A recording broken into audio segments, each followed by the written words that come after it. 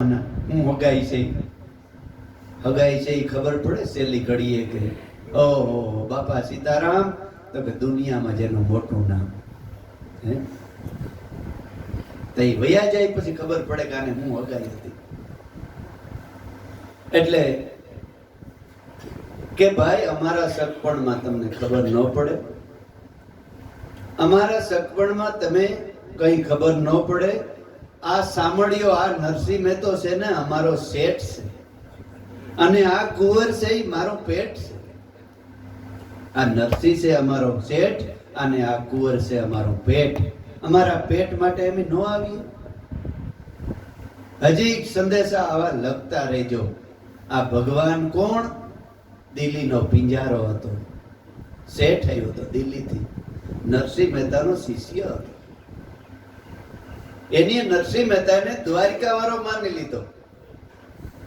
દાદા કહેતા કે તમે મને ભગત કહો ને, કે બાપા હું તમને ભગવાન કહું છું. મારે આંગણે આવ્યા ને એ તમે મારા ભગવાનો છે બધા. હે હું વરહદેમાં માણસ ચોખાના કોરિયા ઉલારવા જાય શિયારી કોર, હું ક્યાંય નથી જતો. હું મારે આંગણે જાય નિવેદ કરી લીધા. હમણાં ઉતારણી ગઈ ને એટલા નિવેદમાં અમેરિકા ભગવાન હે, અને એ જમા કર્યું.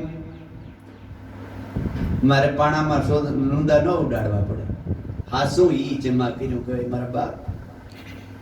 બાકી ઓલા તો કૂતરા મીંદડા માથે બિચારા રખડતા હોય. એટલે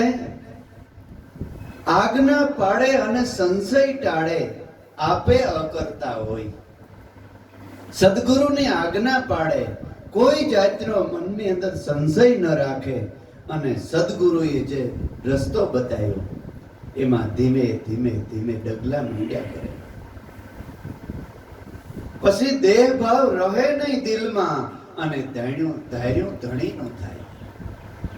હું દેહ છે એમ દિલમાં રીએ જ નહીં. હું પરમ તત્વનો અંશ છે, હું અમર છે, હું સદગુરુનો બાળક છે. મારો જન્મય નથી, મારું મરણય નથી. આ શરીર જન્મે છે અને શરીર મરે છે. મારું જન્મ મરણ છે જ. એવો દેહ ભાવ રહે નહીં મનમાં, અને સુખ દુઃખ આવે કે જાય એ મારા નાથનું ધાર્યું થાય છે. એવી રીતે હું જગતની અંદર છેલ્લા શ્વાસ સુધી આજ્ઞા પાડે એવો અખંડ નિશ્ચય થઈ જાય. છેલ્લા શ્વાસ સુધી સદગુરુના સત્ય નામનું ભજન કરે. એ ભજન માંથી સુરતા કોઈ દી બહાર જાય જ. છેલ્લા શ્વાસ સુધી મૃત્યુ ટાણા મરણ તિથિનો મહિમા મોટો. સવારામ બાપા મરણ તિથિ કોઈ આપણે તિથિ ઉજવીએ એ તિથિ ને, મરણ તિથિ નો ગુરુજી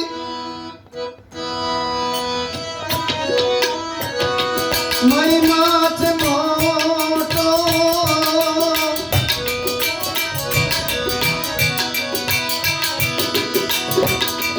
અવસર વેળાએ આડારે જો,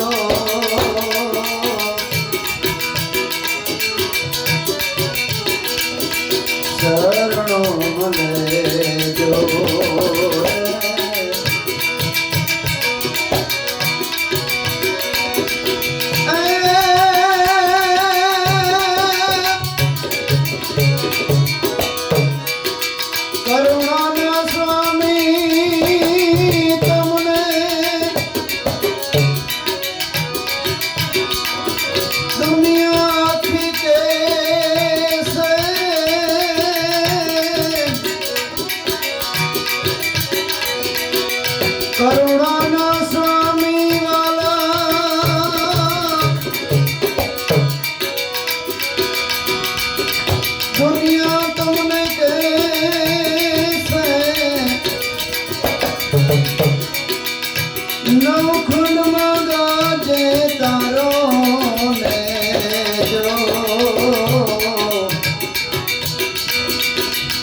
માતે શરણો મારે જો, શરણો મારે જો ગુરુજી.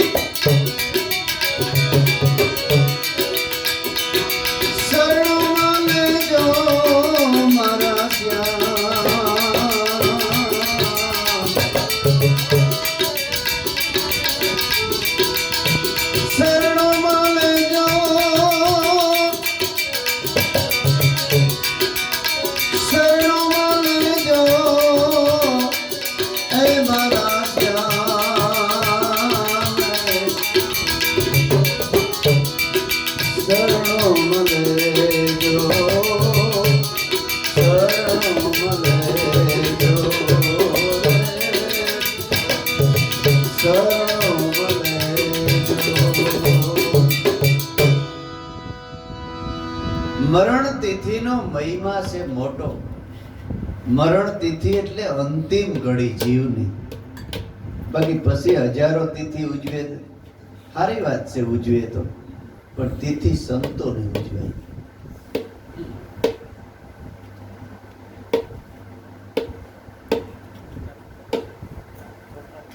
સંત પુરુષોને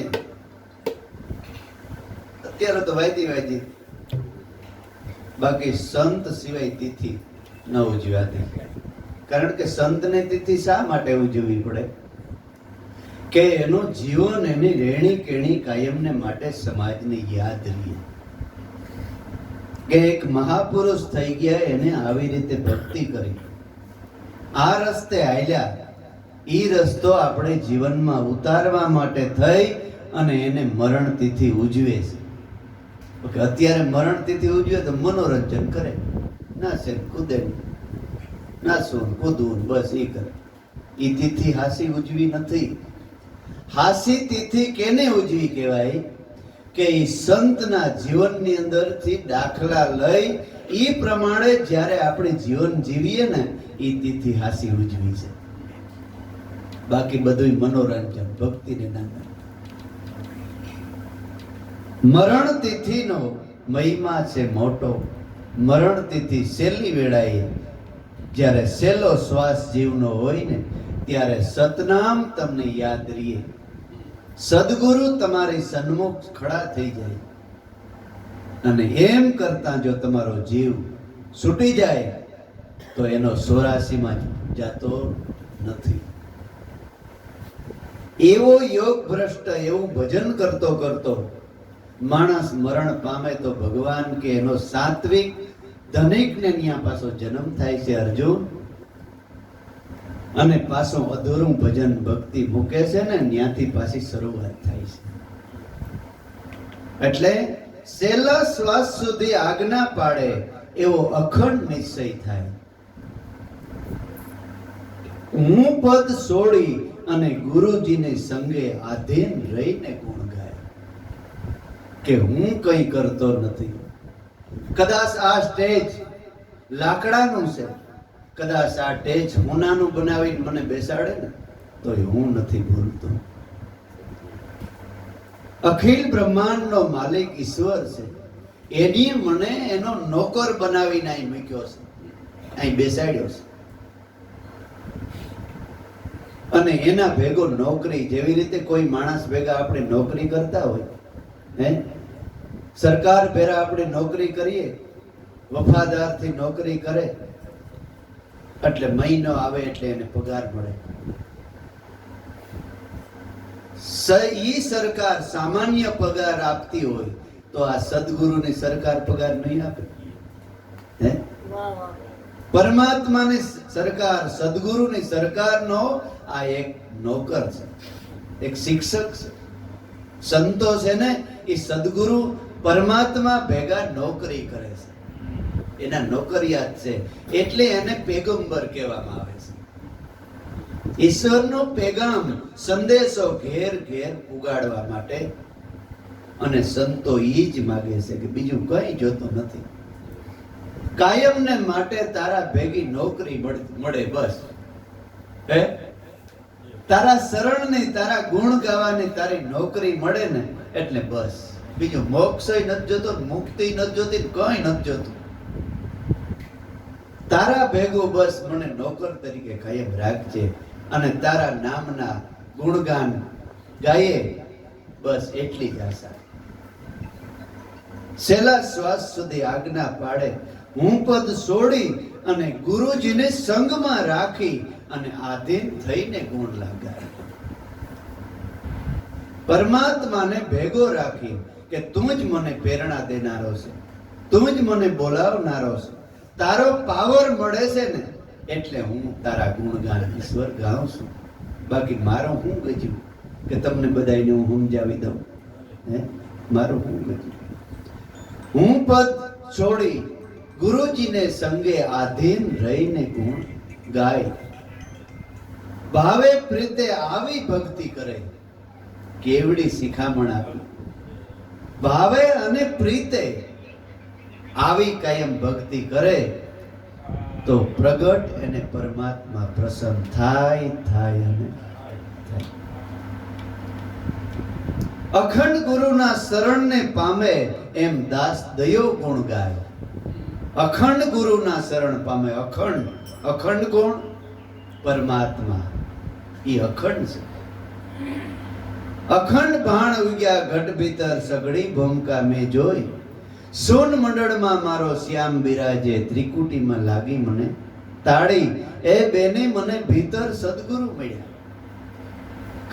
કરમણ બાપાના શિષ્ય લખીરામ સાહેબ કહે છે, કરમણ બાપા સત્સંગ કરવા ગામમાં ગયા અને લખીરામ ત્યાં નાટક કરતો. વેશ પહેરીને દીવો લઈને ઉભો તો કરમણ બાપા સત્સંગ કરીને નીકળ્યા.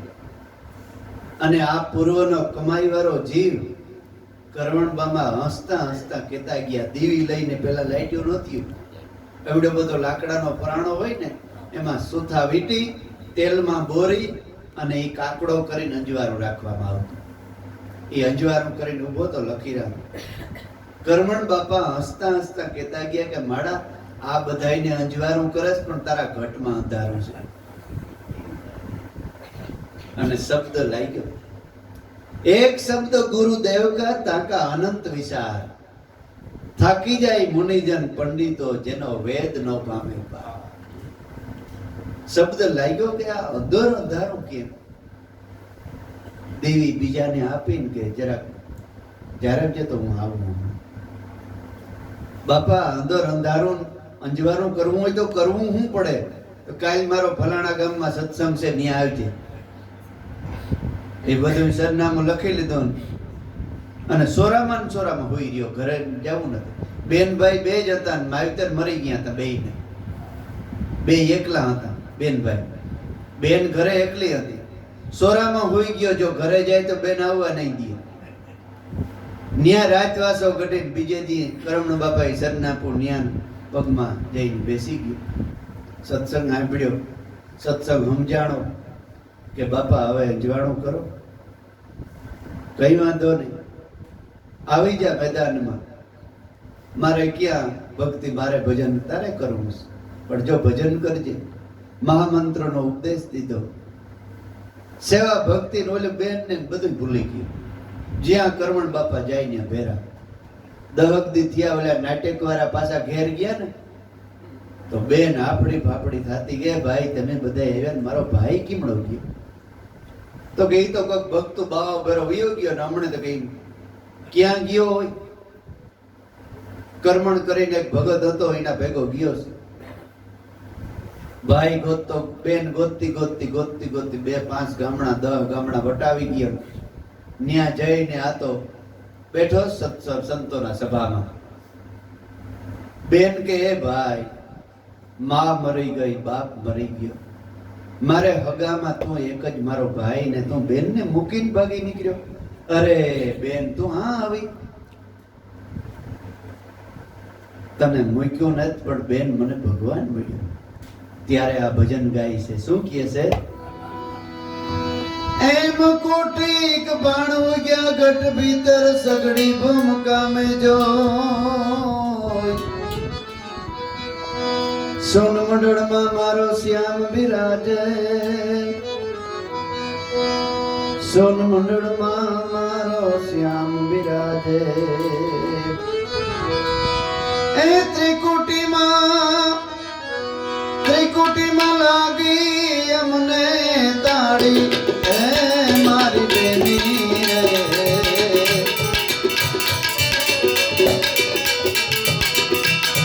બેની મને ભીતર સદગુરુ એ મળી મને ભીતર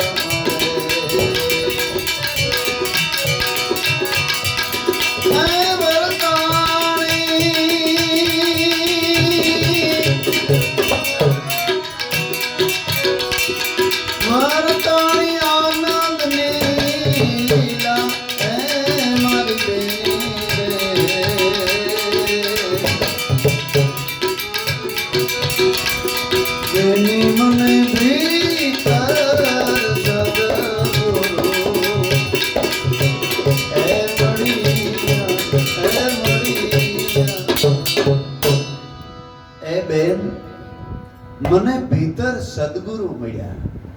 અખંડ બાણ ઉગ્યા ઘટ ભીતર સગડી ભૂમિકા જોઈ. અખંડ બાણ ઉગી ગયા. આ સૂર્ય ઉગે 12 કલાક અંધારું રહીએ, 12 કલાક અજવાળું રહીએ. પણ બેન, મારા ઘટમાં સદગુરુએ એવો સૂર્ય ઉગાડી દીધો કે રાતે જ આવવા પણ નહીં. અખંડ બાણ ઉગી ગયા ઘટ ભીતર સગડી ભૂમિકા મેં જોઈ. પણ પરમાત્મા ક્યાં બેઠો છે? સોન મંડળમાં, પાકું સરનામું આપ્યું. એક ભાઈએ કોમેન્ટમાં લખ્યું, ભગવાન દેહમાં છે પણ કઈ જગ્યાએ? તો આ લખીરામ એનું પાકું એડ્રેસ આપે કે સોન મંડળમાં શ્યામ બિરાજે. દેહમાં ક્યાં? સોન મંડળ. સોન મંડળ એટલે તમારો શ્વાસ અને ઉશ્વાસ. ન્યા સુરતા રાખી અને કાયમને માટે ભજન કરો તો અખંડ પરમાત્મા બેઠો છે. એ આનું દેહમાં એ પાકું સરનામું. એટલે બધા કે ભાઈ ભેગો જ છે, ભગવાન વરે ભેગો જ છે. કાં ક્યાંય ગોતું સોરે બેઠા બેઠા વાતો કરતા હોય છે, આ ભાગ શાદી કરે. ભગવાન ભગવાન હે, આ ભેરો જ છે ને. કઈ જગ્યાએ છે હે? એ પાકું એડ્રેસ સરનામું જતો હોય ને તો સંત પાસે છે. સોન મંડળમાં મારો શ્યામ બિરાજે, ત્રિકુટીમાં લાગી મને તાળી. ત્રિકુટી એટલે ઈંગલા પિંગલા અને આપણે સુરતા. શ્વાસ ઉશ્વાસ અને સુરતા ત્રણેય ભેગી થાય ને એ ત્રિકુટીની અંદર પરમ તત્વ પરમાત્મા ત્યાં ભેગો થાય અને એ પરમાત્મા ત્યાં બિરાજે. ના. અખંડ બાણ ઉગ્યા ઘટ ભીતર સગડી ભૂમિકા મેં જોઈ. ઈ સોન મંડળમાં મારો શ્યામ બિરાજે, ત્રિકુટીમાં લાગી મને તાળી. બેને મને ભીતર સદગુરુ મળ્યા.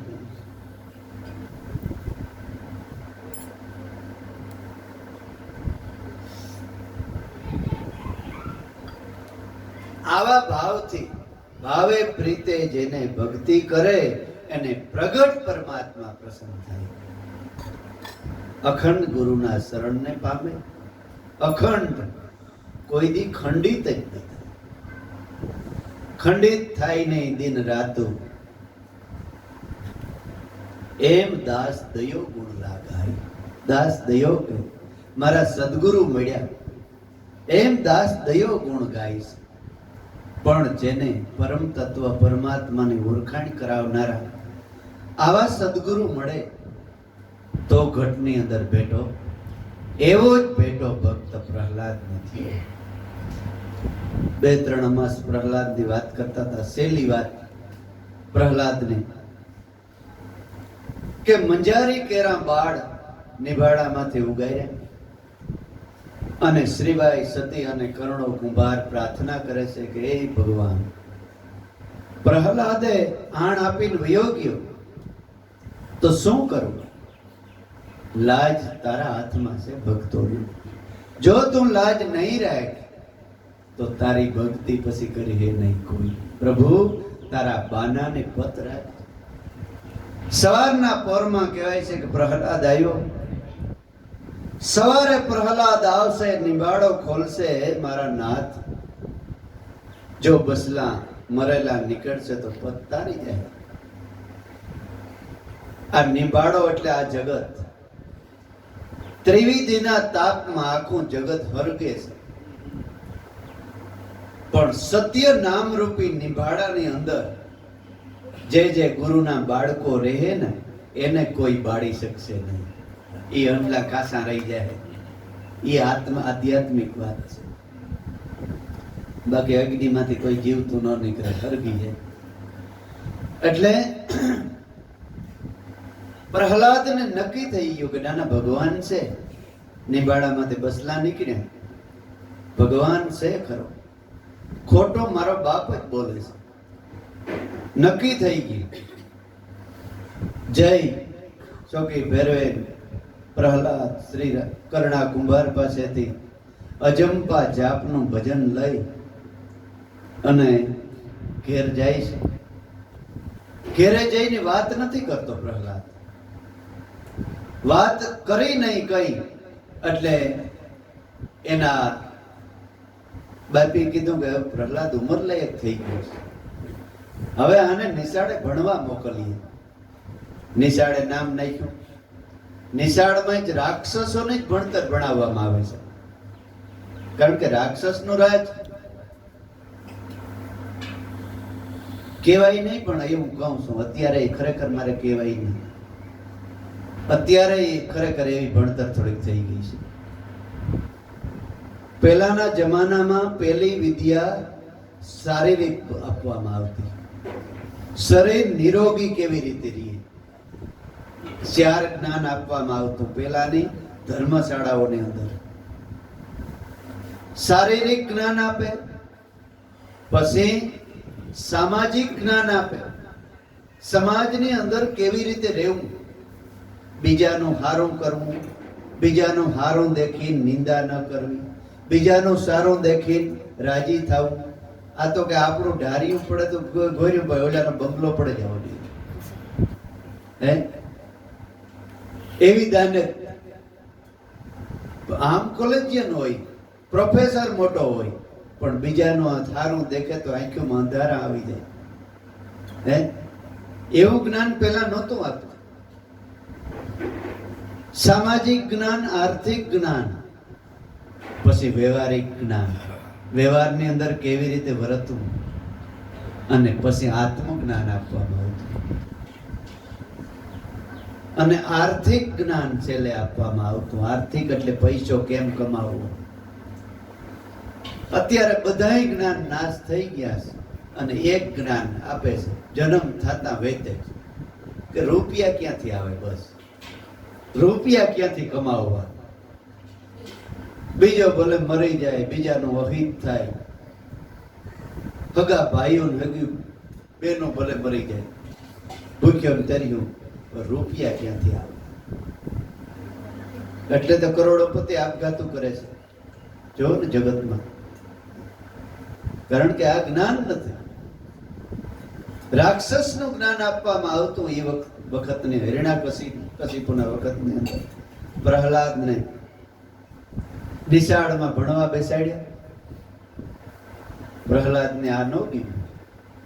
પોતાના મિત્રોને બધાયને ભેગા કરીને, એ ભાઈઓ આ જ્ઞાન આપણે લાયક નથી, તો કે તો હું જ્ઞાન તમને આપું. શું કહે છે? વાલા મારા નેણા રે ઠરે ને જેની ના ભી હસે,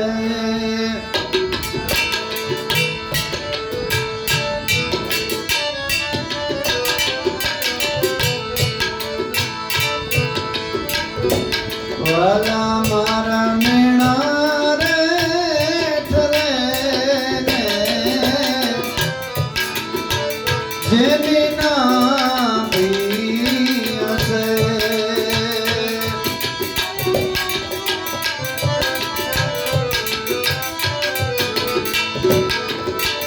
જેના દર્શનથી દુખડા મટી જાવે,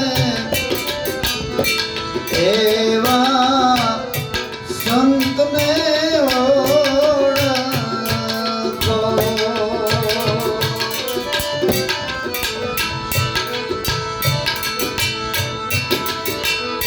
વાલા મારા ભમરી જેવી છે ભાવના,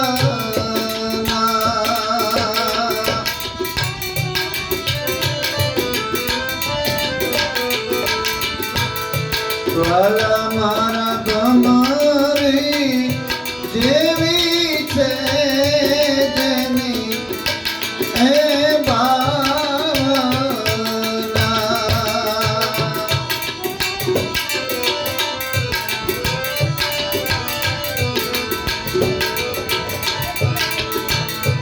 કરીને પોતાના રૂપે રાજી થાય, એવા સંત છે.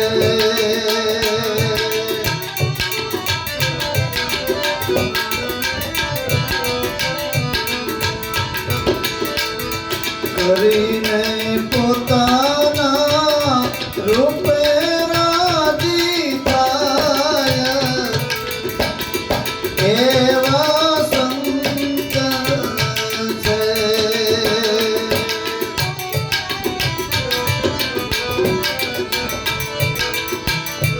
વાલા મારા નિર્મળતા છે જેના મેળ મારે.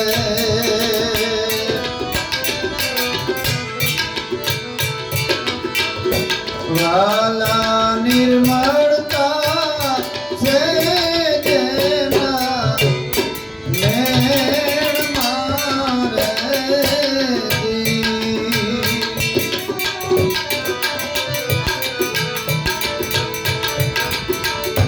જેની દ્રષ્ટિમાં નથી કોઈ દોષ એવા સંત છે.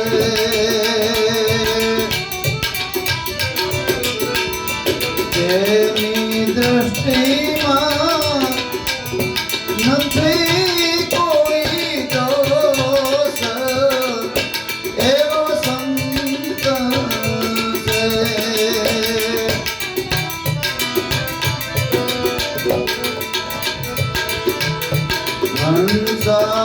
હંસામૃતના જેવી જેની વાણી છે રે જી. પિતા આવે કાંઈ અમીના ઉડિકાર એવા સંત છે.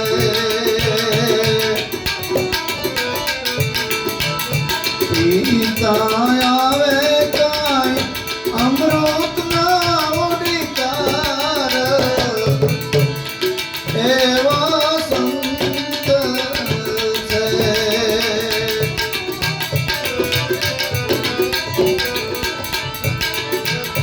વાલા બ્રહ્મના રૂપે બાળે બ્રહ્માંડને.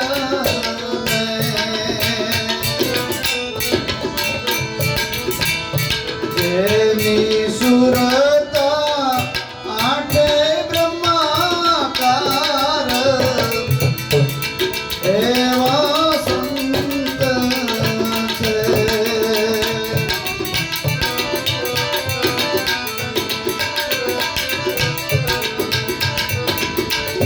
દાસ શંકરની આવી છે વિનંતી.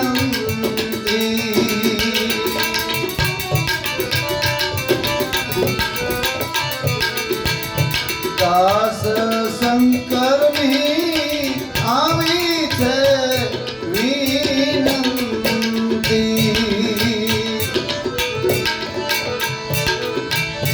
જેની મહેરા થતા બેડો પાર એવા સંત છે. એવા સંત છે. પ્રહલાદ બધાય નિશાળિયાઓને મિત્રોને કહે છે કે વાલા આ વિદ્યા આપણે હાવ ખોટી ભણીએ છે. તો કે હોય નહીં. તો કે હા, મેં નજરો નજર જોયું કે જગતની અંદર એવા સંત ગુપ્તપણે છે. મારો બાપ હાવ રાક્ષસ જેવો ખોટી વાતો કરે છે. હવે રાજકુમાર ઉઠીને આવી વાત કરે એમાં તો વિશ્વાસ આવે ને. હે કે હગા બાપને કોઈ ખોટો કહી કેતો હોય કે હોય તો જ કેતો હોય ને. હે કે ભાઈ તમને હાવ ખોટી ઓલામાં મોકલે છે. જગતમાં એવા સંત છે જેના દર્શન કરીએ ને તો તમારા દુખડા ભાગી જાય. ખાલી શરણમાં જઈ અને એના વંદન કરીએ, એના શરણે ખાલી એને રેણી તમે પી જાવ ને. સંતને ખાલી શરણે જઈને ભલે ઉપદેશ ન લ્યો, ગુરુ મંત્ર ભલે ન લ્યો, પણ એના શરણમાં કાયમ જઈને સંત જીવે છે ને એમ જીવવા માંડો ને તો તમારો બેડો પાર જાઓ. હું લખાણ કરતો હતો, ભલે તમે ગુરુ ન કરો હાલો, પણ સંત જેવી રીતે જીવે છે ને એ રીતે જીવવા માંડો. એનું જીવન જોઈ લ્યો કેવી રીતે જીવે છે, તોય તમારો બેડો પાર થઈ જાય. હે એટલે પ્રહલાદ કહે કે ભાઈઓ એવા સંત છે જગતમાં જેના નેણા નેઠે જેને અમીરસ દ્રષ્ટિ આપણે ઉપર પડે ને તોય આપણો બેડો પાર થઈ જાય એવા અત્યારે સંત છે. ઓલા બધા મિત્રો કે એવો હોય જ નહીં ભાઈ, તો કે બેન મને નજરે જોયા છે. ખોટું બોલું? નજરે જોયા છે. નજરે જોયા છે તો કે હા, તો કે ભાઈ એ કેવા હોય કયો ને. તો બીજી કડી કહે છે પ્રહલાદ, એ વાલા નિર્મળતા છે જેના નેણમાં, જેના નેનમાં, જેની દ્રષ્ટિમાં એકદમ પ્રેમાળ દ્રષ્ટિ છે. દ્રષ્ટિ બે પ્રકારની, ત્રણ પ્રકારની હોય. ક્રોધાયમાન દ્રષ્ટિથી જોતા હોય ને તો તમને ખબર પડી જાય. પ્રેમાળથી આમ પ્રેમથી જોતા હોય ને તોય તમને ખબર પડી જાય. અને કામુક દ્રષ્ટિથી જોતા હોય ને તોય તમને ખબર પડી જાય કે આમાં મનમાં શું છે. જાણવા વાળો એ જાણી જાય.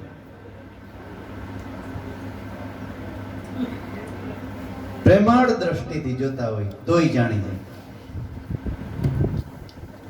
એટલે નેણા હશે જેના નેણમાં નિર્મળતા છે, જેની દ્રષ્ટિમાં નથી કોઈ દોષ. નકર માણસની દ્રષ્ટિમાં દોષ હોય. તમારા હામો જોતો હોય ને હારો હાર બોલતો હોય ને હારો જોતો હોય, પણ એને તમારા છેતરવાનો ભાવ હોય કે દીકરો કઈ આવે ને કઈ મૂર્ખો હાથમાં આવે છેતરીનું. કઈ મારા હામો આ બેન દીકરી જોવે ને કઈ હું કુડા કામ કરી લઉં. એનો ભાવ અલગ પ્રકારનો અંદરથી હોય. અને સંતની દ્રષ્ટિ તમારી ઉપર પડતી હોય ને તો ગમે એવો માણસ હોય ને તો એને અંદરથી એમ થાય દર્શન કરવાનું. પછી હામી દ્રષ્ટિ કદાચ ખરાબ હોય ને તો જી થાય, પણ સંત દ્રષ્ટિ નિર્દોષ છે. એની આંખમાં કઈ લોભ નથી. નિર્દોષ તમારી ઉપર દ્રષ્ટિ પડે ને તો એમ જ વિચારતો હોય કે આ રસ્તે ચડીને આ કામ ભક્તિ કરતો હોય તો, ભગવાનનું ભજન કરતો હોય તો, એવી દ્રષ્ટિ હોય, એમ દોષ ન હોય. હંસા અમૃત જેવી જેની વાણી છે, અમૃત જેવી. એ પી જાય ને તો અમૃતના ઓડીકાર આવે. સંતોની વાણી, સત્સંગ, ભજન એને સાંભળે, એક સીતે સાંભળે ને તો એમ થાય કે ના ના જીવવાની મજા છે. હવે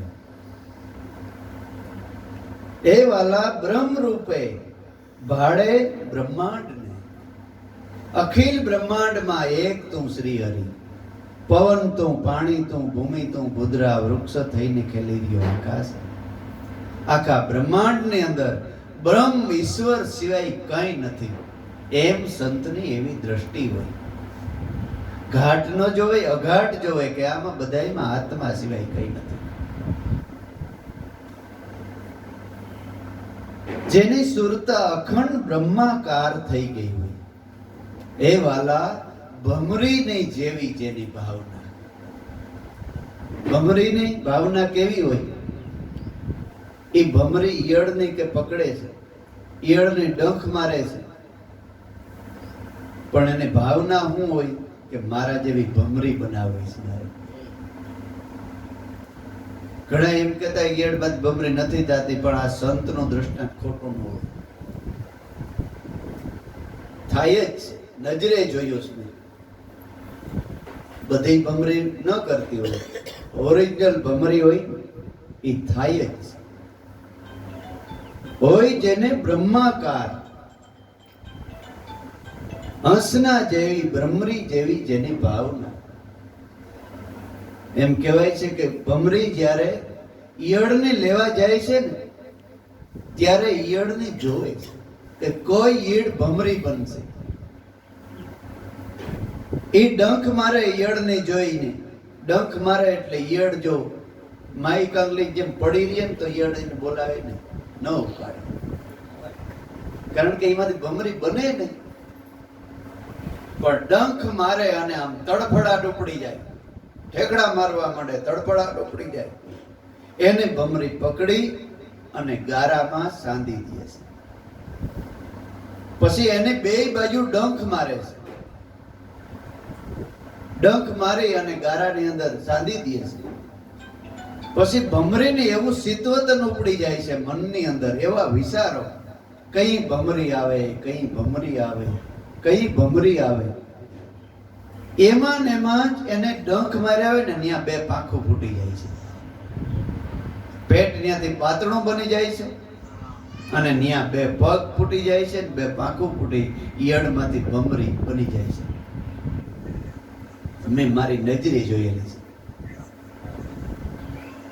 એટલે સંતની દ્રષ્ટિ કેવી હોય કે હું બ્રહ્મનો રસ પીઉં છું, બ્રહ્મને મોજ માણું છું, બ્રહ્મના દેશમાં મોજ માણું છું, તો મારે શરણે આવ્યો હોય એને હું બ્રહ્મ જેવો જ બનાવી દઉં.